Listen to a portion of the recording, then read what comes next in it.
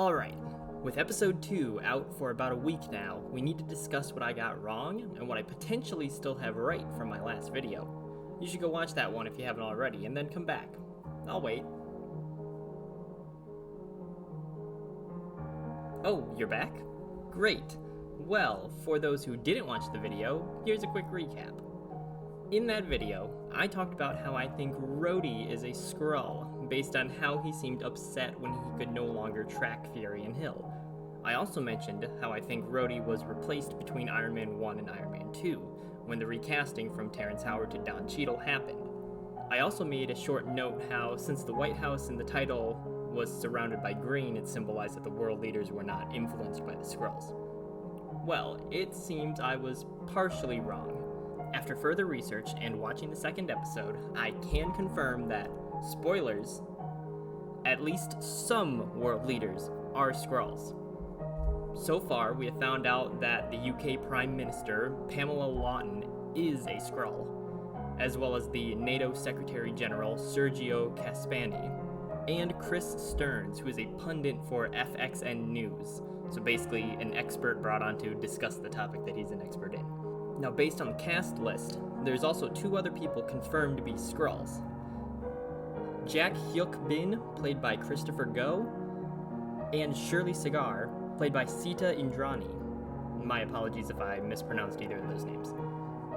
Now, we do not currently know who these characters are, but we'll probably find out within the next episode or 2. But they were in the meeting, and they've confirmed to be Skrulls.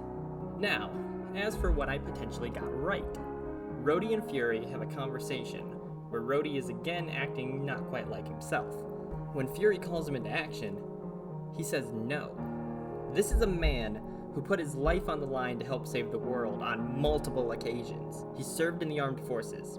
He lost the use of his legs for a while in an attempt to keep the Avengers together. He became a fugitive when he decided to side with the Avengers to help try to stop Thanos, and he was left with survivor's guilt after the snap. And despite all this, he never backed down. He never said no. He always did his duty to protect his planet. But he told Fury no. But there's more. When Fury told Rhodes about the Skrulls, Rhodes said the unthinkable. He told Fury he already knew. He confirms with Fury that while in the armed forces, they brought him aside and briefed him on the threat, and he didn't say anything until now? Fishy, but there's more. Rhodes gives a time frame. He says this meeting happened 15 years ago. And so I did the math. Secret Invasion takes place in the year 2025, so 15 years prior would be around 2010. Iron Man 1 takes place in 2010. Iron Man 2, 2011.